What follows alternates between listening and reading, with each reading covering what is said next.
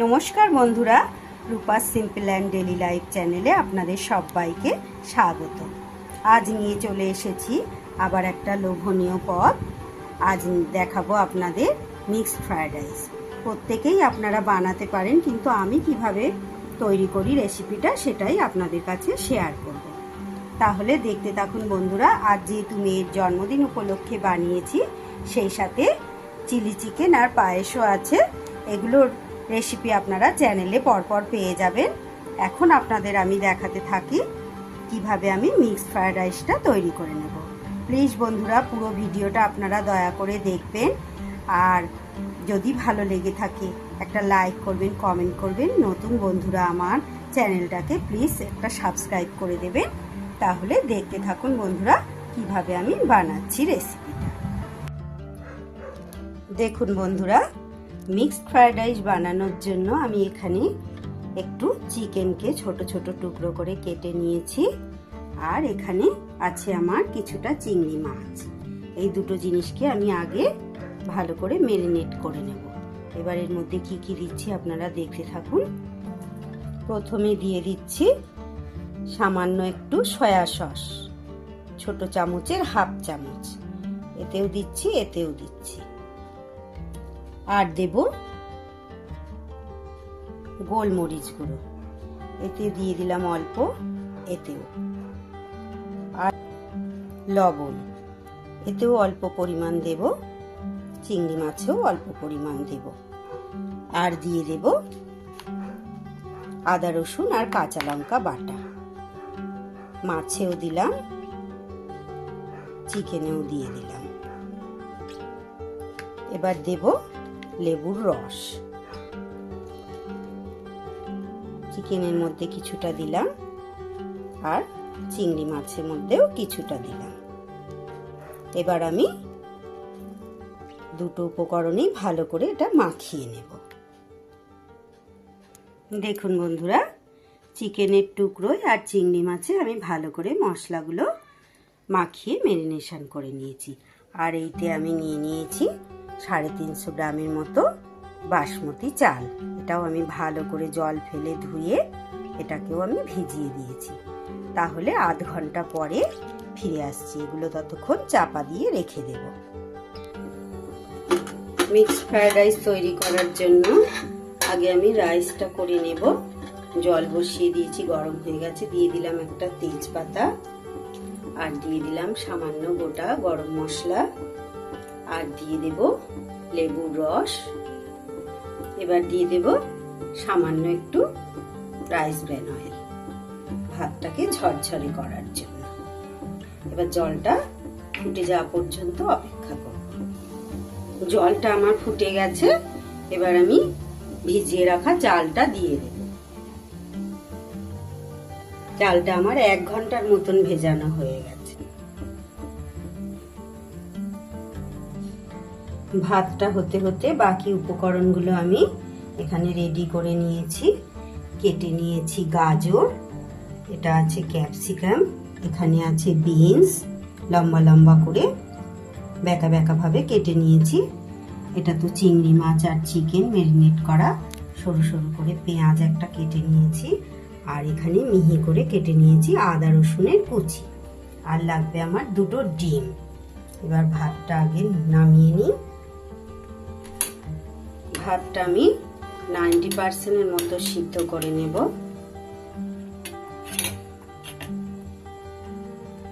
হয়ে এসেছে। এবার ভাতটা আমি ফ্যান ঝরিয়ে নেব। গ্যাসে আমি একটা কড়াই বসিয়ে দিয়েছি। এবার এক এক করে সব ফ্রাই করে নেব।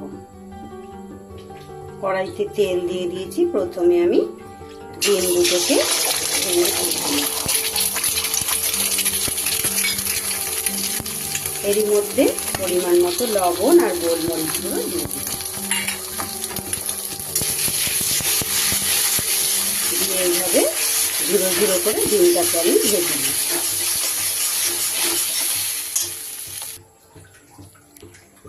ডিমটা ফ্রাই করা হয়ে গেছে, দেখুন তুলে নিয়েছি। আবার কড়াইতে তেল দিয়ে দিয়েছি। এইবার ভেজে নেব চিকেনের টুকরো।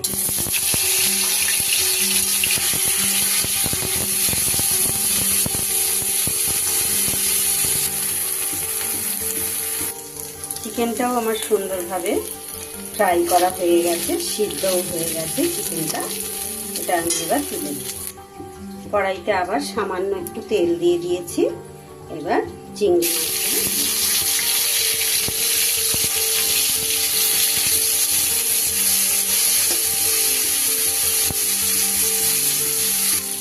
চিংড়ি মাছগুলো আমার বেশ ভালো করে ফ্রাই করা হয়ে গেছে। এবার এগুলোকেও আমি তুলে নিই। কড়াইটা পরিষ্কার করে নিয়ে আবার একটু তেল দিয়ে দিয়েছি। এইবার একে একে আমি এই সবজিগুলো ফ্রাই করে নেব। প্রথমে দিয়ে দিলাম গাজর,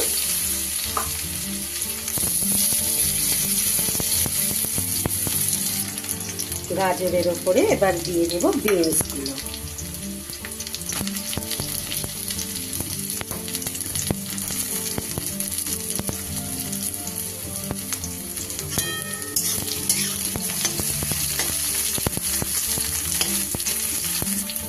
এবার এই সবজির মধ্যে আমি একটু নুন দিয়ে দিলাম।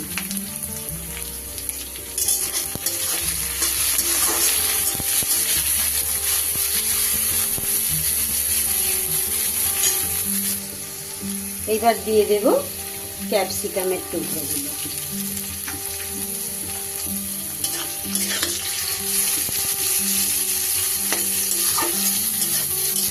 ক্যাপসিকামের টুকরোগুলো নরম হওয়া পর্যন্ত অপেক্ষা করব। এইবার দিয়ে দেব পেঁয়াজ কুচি। আমি এখানে পেঁয়াজ দিয়েছি বন্ধুরা, আপনাদের কাছে যদি পেঁয়াজ গাছ থাকে সেগুলো দিতে পারেন, সেগুলো দিলেই কিন্তু বেশি ভালো হয়। আমার মেয়ে বলে আমি পেঁয়াজ দিয়ে দিই। ভালো করে সাথে মিশিয়ে নেব।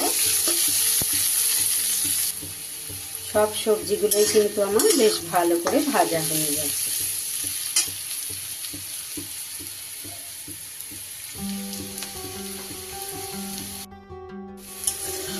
সবজিগুলোও আমার খুব ভালো করে ফ্রাই করা হয়ে গেছে। এবার এগুলোকেও আমি তুলে নেব। এইবার কড়াইতে যে সামান্য তেল আছে ওর ওপরেই আমি আদা কুচি আর রসুন কুচিটা দিয়ে দিলাম। আদা রসুন কুচিটা আমার সুন্দরভাবে ফ্রাই করা হয়ে গেছে। এবার আমি ভেজে রাখা সব উপকরণগুলো এর মধ্যে দিয়ে দিলাম।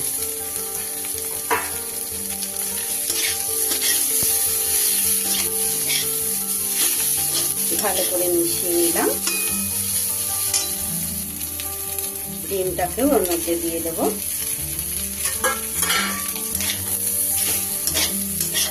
সবকিছু খুব ভালোভাবে মিশিয়ে নিলাম। এইবার দিয়ে দেব আমি রাইস মিশিয়ে নেব এবার এর সাথে। এইবার দিয়ে দেব আমি পরিমাণ মতো নুন। আজকে আমি রাইসটা সিদ্ধ করার সময় নুন দিতে ভুলে গেছি বন্ধুরা, আপনারা রাইসটা সিদ্ধ করার সময় নুনটা দিয়ে দিলাম নুন। আর দিয়ে দেব সামান্য একটু ছোট চামচের 1 চামচ কেওড়া জল, 1 চামচ গোলাপ জল, আর দিয়ে দেব সামান্য সয়া সস। এবার ভালো করে মিশিয়ে নিলে রেডি হয়ে যাবে। দেখুন বন্ধুরা, হালকা হাতে আমি মিশিয়ে নিয়েছি। তৈরি হয়ে গেল আমার রেস্টুরেন্ট স্টাইলে মিক্সড ফ্রাইড রাইস। রেস্টুরেন্টের থেকেও কিন্তু বাড়িতে বানালে আমাদের বেশি সুন্দর হয় খেতে। লোডশেডিং হয়ে গেছে বন্ধুরা, তাই একটু আলো কম হচ্ছে।